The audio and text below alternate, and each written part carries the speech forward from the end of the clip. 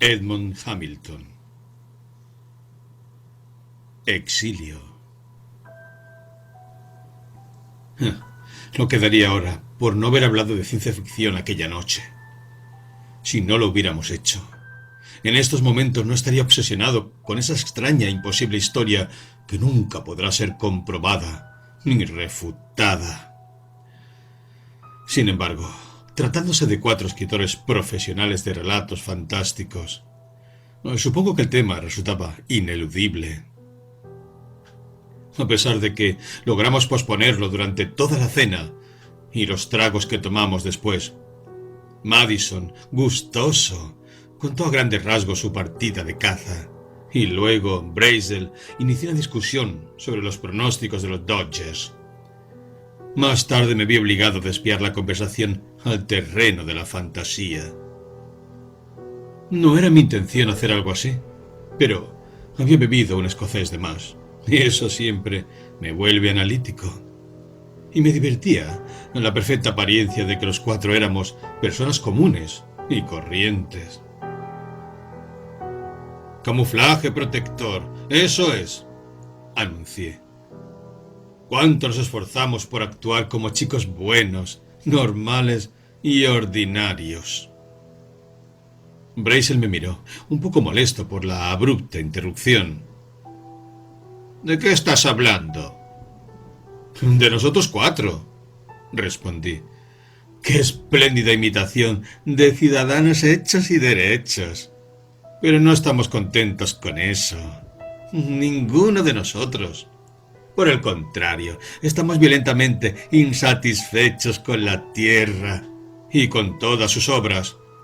Por eso nos pasamos la vida creando mundos imaginarios, uno tras otro. Supongo que el pequeño detalle de hacerlo por dinero no tiene nada que ver, inquirió Brazel, escéptico. Claro que sí, admití. Todos creamos nuestros mundos y pueblos imposibles muchísimo antes de escribir una sola línea, ¿verdad? Incluso desde nuestra infancia, ¿no? Por eso no estamos a gusto aquí. Nos sentiríamos mucho peor en algunos de los mundos que describimos, replicó Madison. En ese momento, Carrick, el cuarto del grupo, intervino en la conversación. Estaba sentado en silencio, como de costumbre, copa en mano, meditabundo, sin prestarnos atención. Carrick era raro en muchos aspectos. Sabíamos poco de él, pero lo apreciábamos y admirábamos sus historias. Había escrito algunos relatos fascinantes, minuciosamente elaborados en su totalidad sobre un planeta imaginario. Lo mismo me ocurrió a mí en una ocasión, dijo Madison. ¿Qué? Preguntó Madison. Lo que acabas de sugerir. Una vez escribí sobre un mundo imaginario y luego me vi obligado a vivir en él, contestó Carrick. Madison soltó una carcajada. Espero que haya sido un sitio más habitable que los escalofriantes planetas en los que yo planteo mis embustes. Carrick ni siquiera sonrió.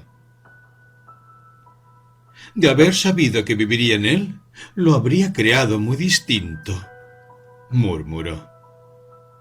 Brazel, tras dirigir una mirada significativa a la copa vacía de Carrick, nos guiñó un ojo y pidió, con voz melosa: «Cuéntanos cómo fue, Carrick». Carrick no apartó la mirada de su copa, mientras la giraba entre sus dedos al hablar. Se detenía entre una frase y otra. Sucedió inmediatamente después de que me mudara junto a la gran central de energía. A simple vista, parecía un lugar ruidoso, pero, en realidad, se vivía muy tranquilo a las afueras de la ciudad. Y yo necesitaba tranquilidad para escribir mis historias. Me dispuse a trabajar en la nueva serie que había comenzado. Una colección de relatos que ocurrirían en aquel mundo imaginario. Empecé por crear detalladamente todas las características físicas de ese mundo y del universo que lo contenía. Pasé todo el día concentrado en ello, y cuando terminé, algo en mi mente hizo clic. Esa breve y extraña sensación me pareció una súbita materialización. Me quedé allí, inmovilizado, al tiempo que me preguntaba si estaría enloqueciendo, pues tuve la repentina seguridad de que el mundo que yo había creado durante todo el día acababa de cristalizarse en una existencia concreta en alguna parte. Por supuesto, ignoré esa extraña idea. Salí de casa y me olvidé del asunto. Pero al día siguiente sucedió de nuevo. Dediqué la mayor parte del tiempo a la creación de los habitantes del mundo de mi historia. Sin duda los había imaginado humanos, aunque decidí que no fueran demasiado civilizados, pues eso imposibilitaría los conflictos y la violencia indispensable para mi trama. Así pues, había gestado mi mundo imaginario, un mundo de gente que estaba medio civilizar. Imaginé todas sus crueldades y supersticiones. Erigí sus bárbaras y pintorescas ciudades. Y justo cuando terminé, aquel clic resonó de nuevo en mi mente. Entonces sí me asusté de verdad, pues sentí con mayor fuerza que la primera vez esa extraña convicción de que mis sueños se habían materializado para dar paso a una realidad sólida. Sabía que era una locura. Sin embargo, en mi mente tenía la increíble certeza. No podía abandonar esa idea. Traté de convencerme de descartar tan loca convicción. Si en verdad había creado un mundo y un universo con solo imaginarlos, ¿dónde se hallaban? Desde luego no en mi propio cosmos. No podría contener dos universos, completamente distintos, el uno del otro.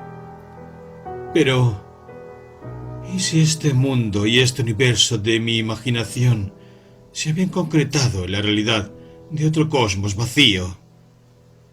¿Un cosmos localizado en una dimensión diferente a la mía? ¿Uno que contuviera solamente átomos libres? ¿Materia informe que no había adquirido forma hasta que, de alguna manera, mis concentrados pensamientos les hicieron tomar las imágenes que yo había soñado? Medité esa idea de la extraña manera en que se aplican las leyes de la lógica a las cosas imposibles. ¿Por qué los relatos que yo imaginaba no se habían vuelto realidad en ocasiones anteriores y solo ahora habían empezado a hacerlo? Bueno, para eso había una explicación plausible.